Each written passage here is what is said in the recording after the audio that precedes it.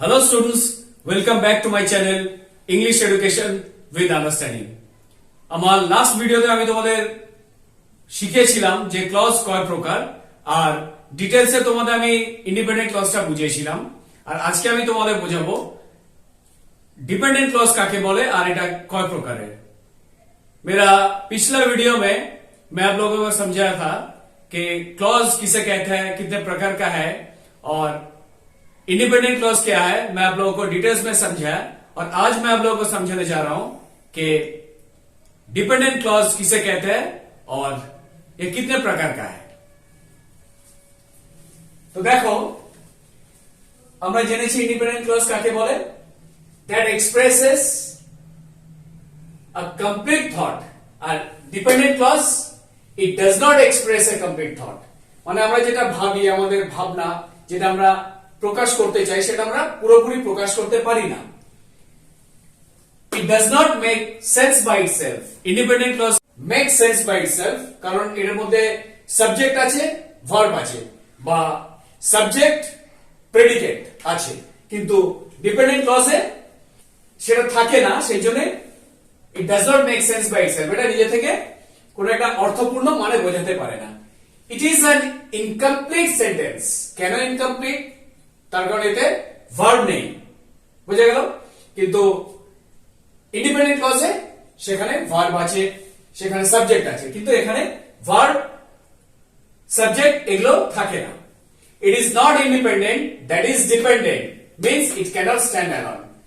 আর independent ক্লজটা নিজে থেকে একটা অর্থপূর্ণ মানে বোঝায়, তার কারণ এখানে সাবজেক্ট আছে ভার্ব আছে, কিন্তু এইটা ডিপেন্ডেন্টটা পারে না।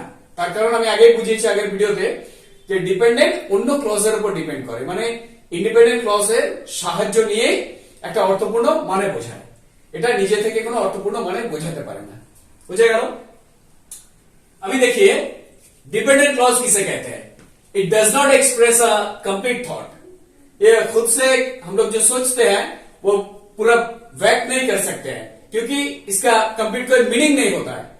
और इंडिपेंडेंट क्लॉज क्या हम लोग देखे थे, that does express a complete thought और ये it does not make sense by itself, और ये खुद से एक कंप्लीट सेंस नहीं समझाता है, पूरा पूरी एक अर्थ नहीं समझाता है क्योंकि इसमें तो सब्जेक्ट वर्ब नहीं है।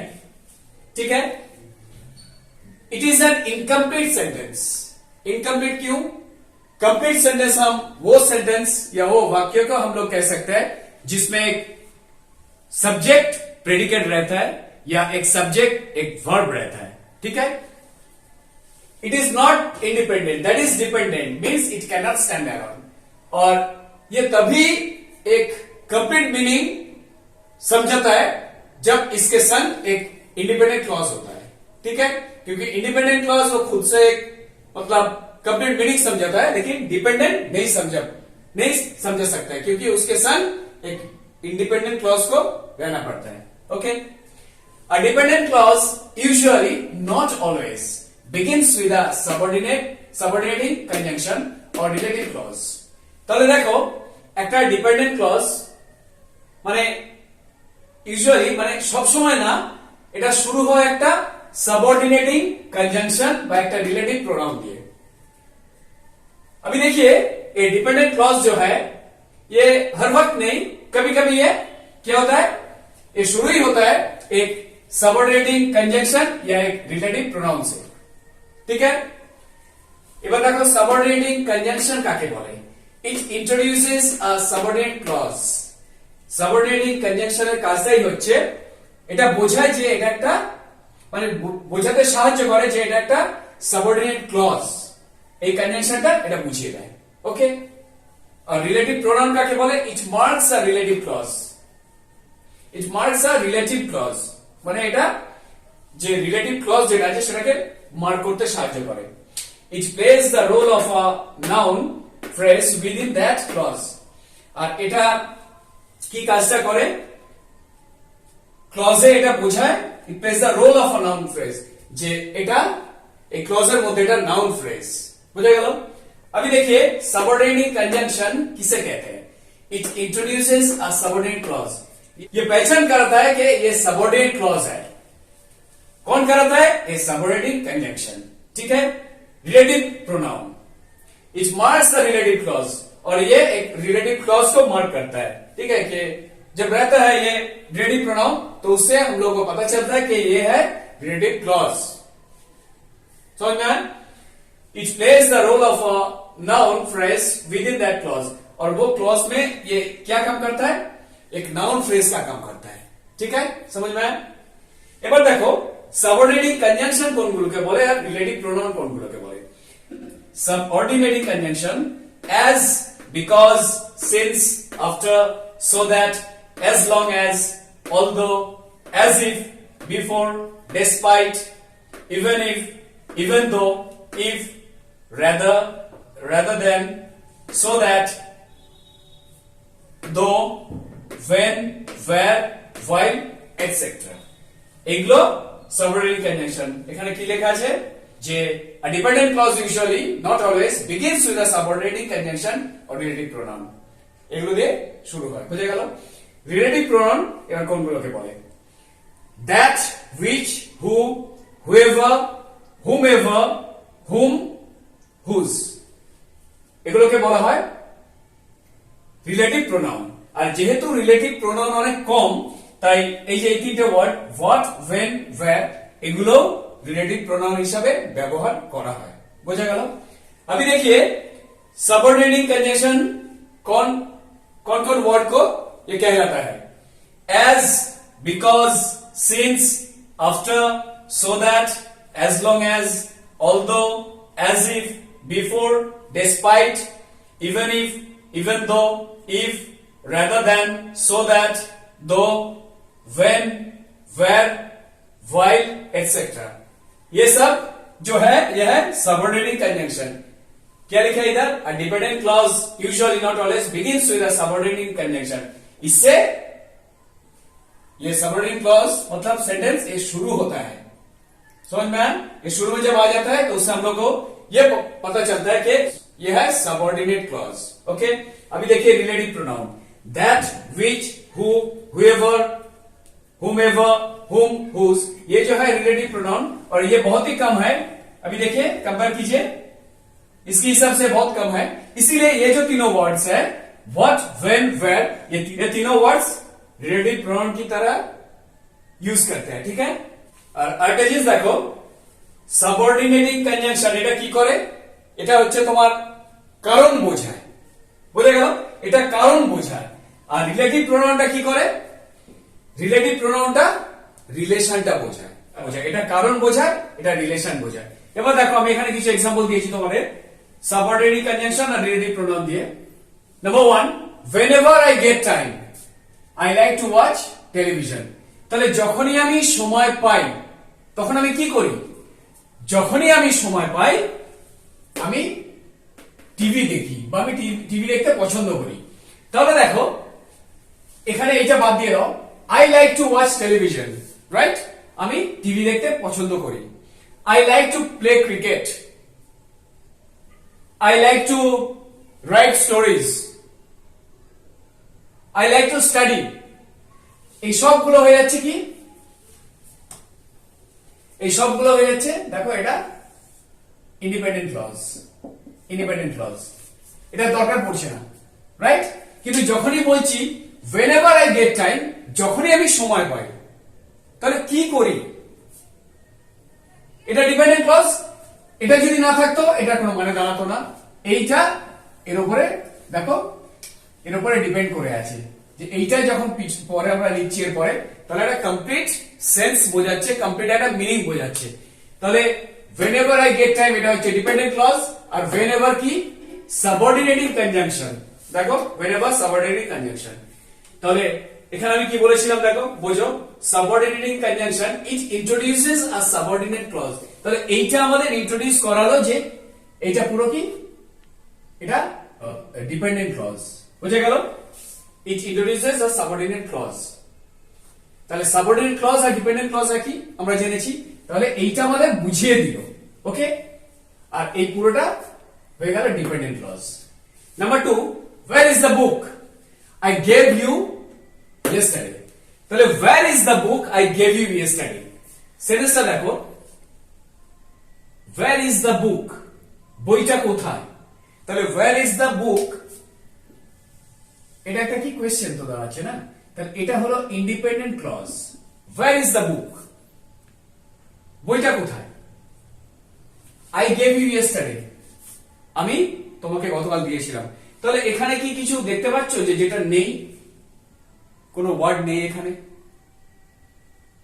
বইটা কোথায় আমরা বাংলায় কি বলি? বইটা কোথায় যেটা আমি দিয়েছিলাম তোমায় গতকাল, রাইট? বা বইটা কোথায় আমি দিয়েছিলাম, দুটোই ঠিক। তাহলে এখানে দ্যাটটা কিন্তু মিসিং আছে, ভালো করে দেখো, এখানে দ্যাটটা মিসিং আছে। আমি দ্যাটটা লিখিনি, কেন লিখিনি বলো তো? কারণ স্পোকেনের ক্ষেত্রে আমরা এটা সবসময় বলি না, where is the book I gave you yesterday? দ্যাটটা একটু তুমি উজ্জ্বল রেখে দিতে পারো। আর রিটার্নের ক্ষেত্রে অনেক সময় আমরা ইউজ করি না। তাহলে এখানে এটা দ্যাটটা কি? দ্যাটটা কি দেখো, এখানে দ্যাটটা হচ্ছে রিলেটিভ প্রোনাউন। এই দ্যাটটা হচ্ছে relative pronoun.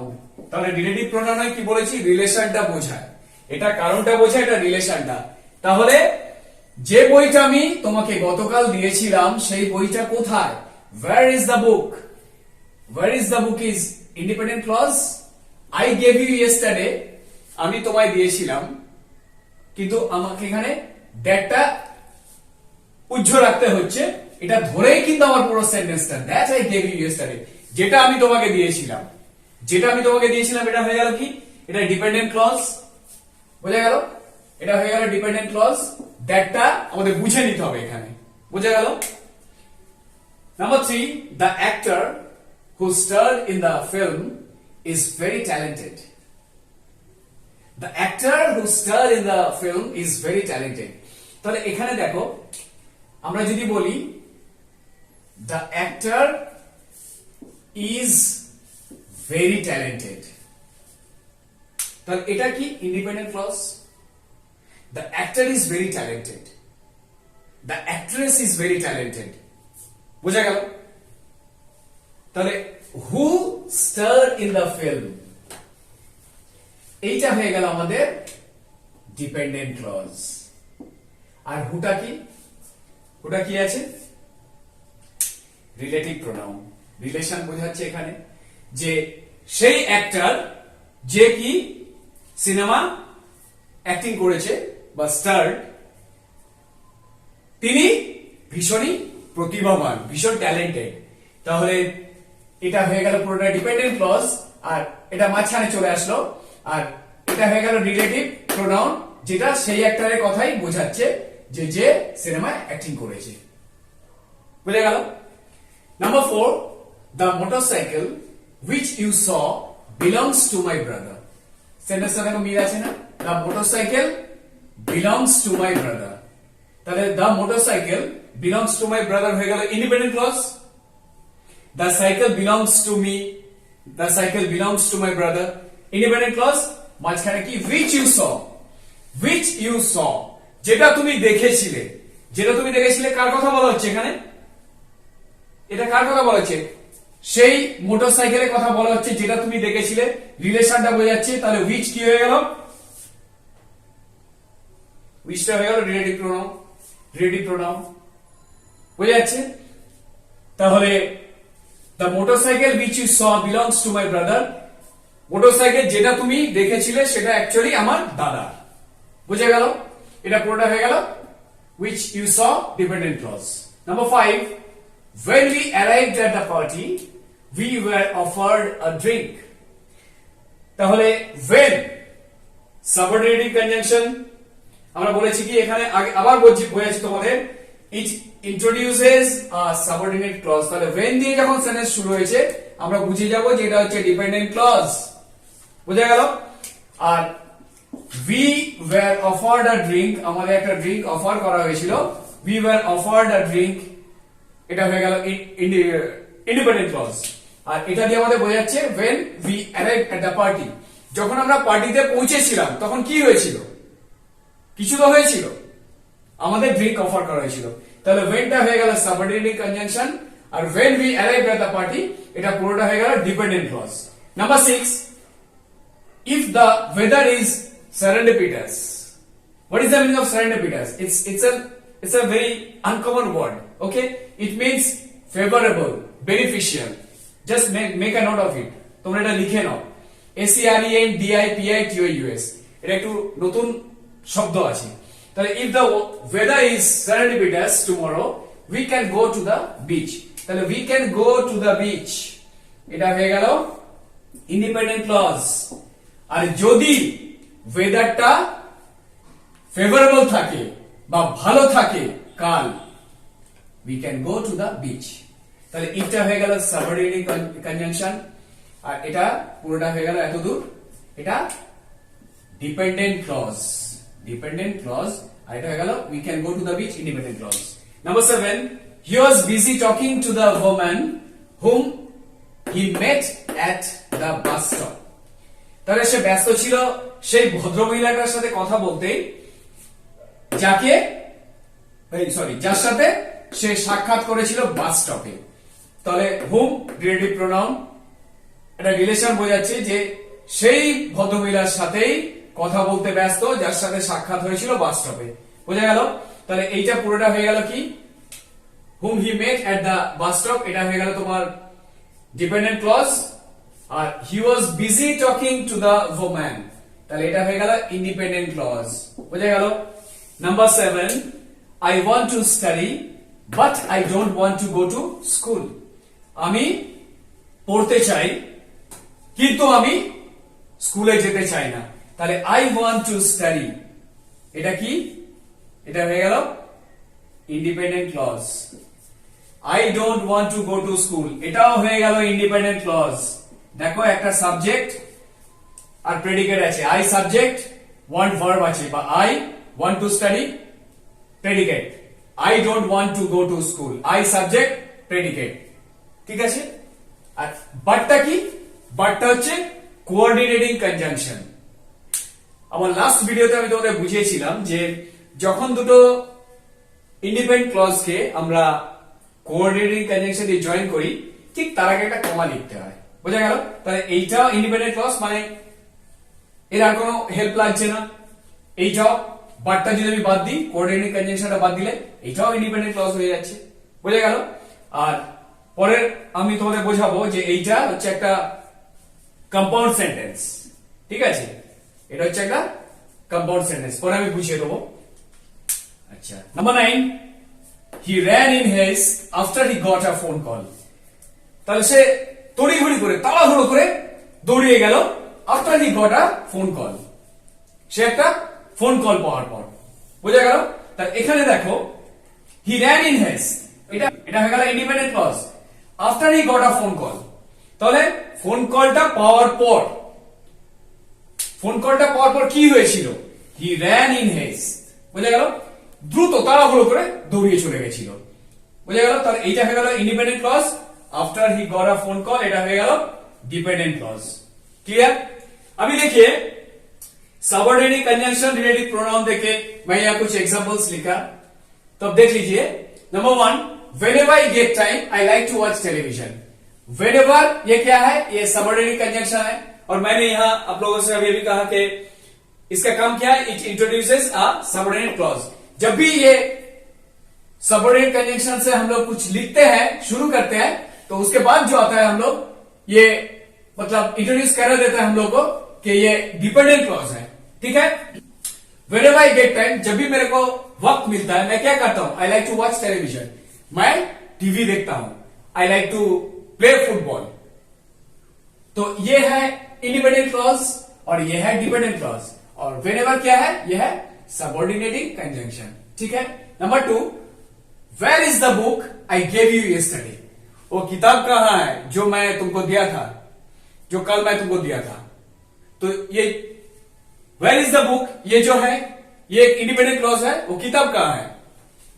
I gave you yesterday, ये क्या, आई गेव यू यस्टरडे मैं तुम्हें कल दिया था। तो ये भी क्या लग रहा है, ये भी एक इंडिपेंडेंट क्लॉज लग रहा है, लेकिन ये इंडिपेंडेंट क्लॉज नहीं है, ये है डिपेंडेंट क्लॉज। क्योंकि अभी देखिए ये जो दैट है ये मैंने नहीं लिखा इधर, क्योंकि ये अंडरस्टूड है, वो किताब कहां है जो मैं तुम्हें कल दिया था। ये हम लोग जब स्पोकन में ये दैट हम लोग यूज नहीं करते हैं, कभी कभी रिटर्न में भी हम लोग यूज नहीं करते हैं। इसे ऐसे ही मतलब हम लोग को समझ में आ जाता है। It is understood that there is that, where is the book that I gave you yesterday. अगर ये आप ना भी लिखेंगे तब ये समझ में आ जाएगा। इसीलिए ये दैट को पकड़ के ये पूरा जो है ये डिपेंडेंट क्लॉज है। Okay, number 3, the actor who star in the film is very talented. अभी देखिए, the actor is very talented, the actor is very talented, ये वाला छोड़ के क्या है, इंडिपेंडेंट क्लॉज है।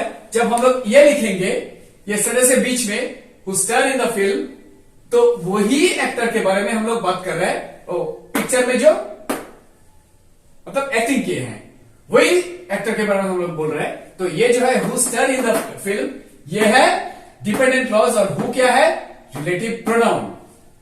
ठीक है, नंबर 4 देखिए, the motorcycle which you saw belongs to my brother. The motorcycle belongs to my brother, ये क्या है, ये वाला छोड़ के ये पूरा है इंडिपेंडेंट क्लॉज।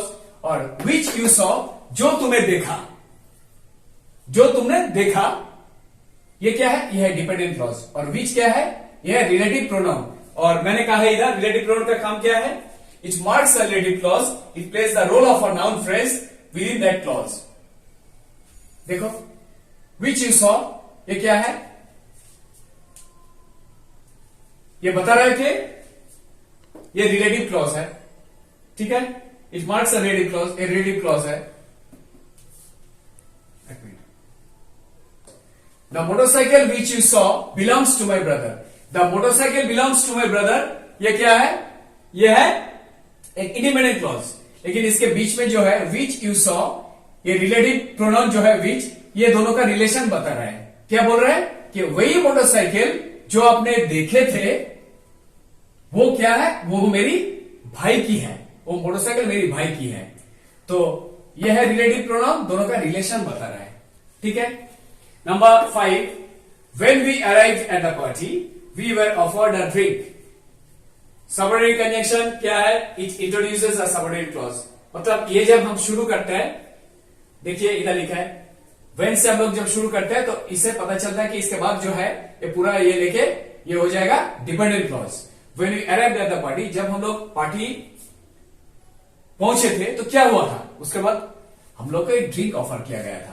ठीक है, तो when जो है सबऑर्डिनेट कंजंक्शन, और यहां से लेके यहां तक ये पूरा है dependent clause. we were offered a drink, यहाँ सब्जेक्ट है, ये पूरा प्रेडिकेट है, लेकिन इसमें नहीं है। ठीक है, ये कंप्लीट नहीं है, ये कोई कंप्लीट सेंस नहीं समझ रहा है, इसीलिए ये है dependent clause. we were offered a drink, ये है इंडिपेंडेंट क्लॉज। ठीक है,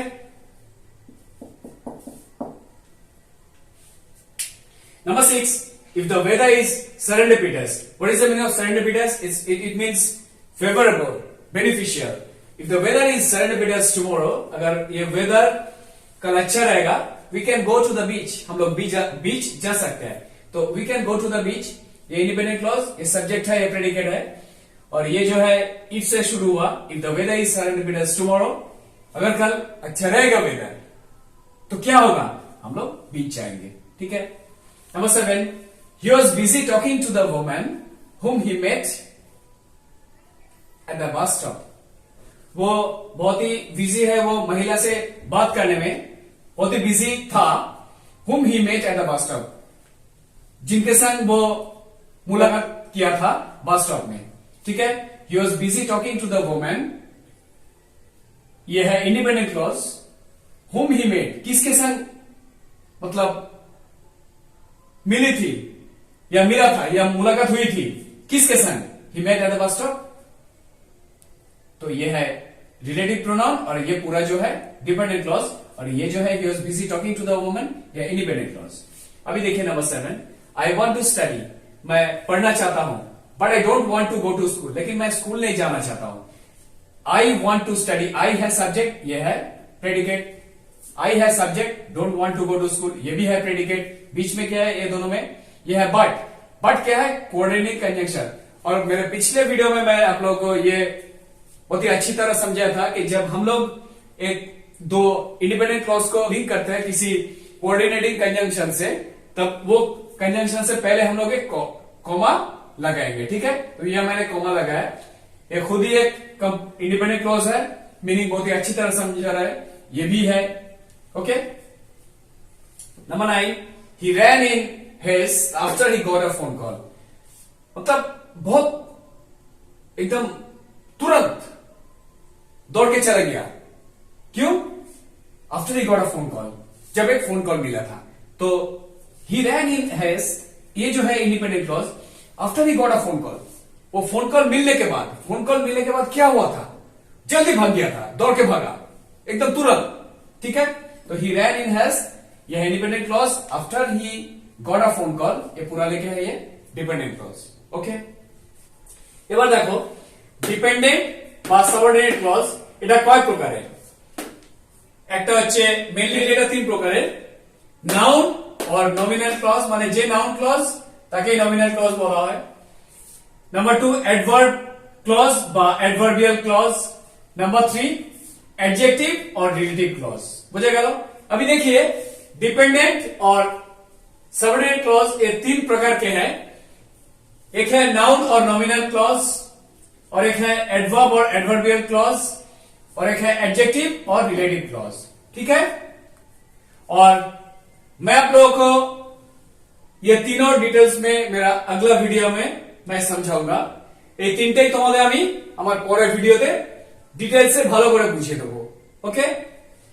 তো আজ এই পর্যন্তই, আর আমার ভিডিওটা যদি তোমাদের ভালো লেগে থাকে এটা তোমাদের বন্ধুদের সাথে শেয়ার করবে, আর চ্যানেলটা এখনো যারা সাবস্ক্রাইব করনি চ্যানেলটাকে সাবস্ক্রাইব করবে, যাতে আমার পরবর্তী ভিডিওগুলো তোমরা পেতে পারো।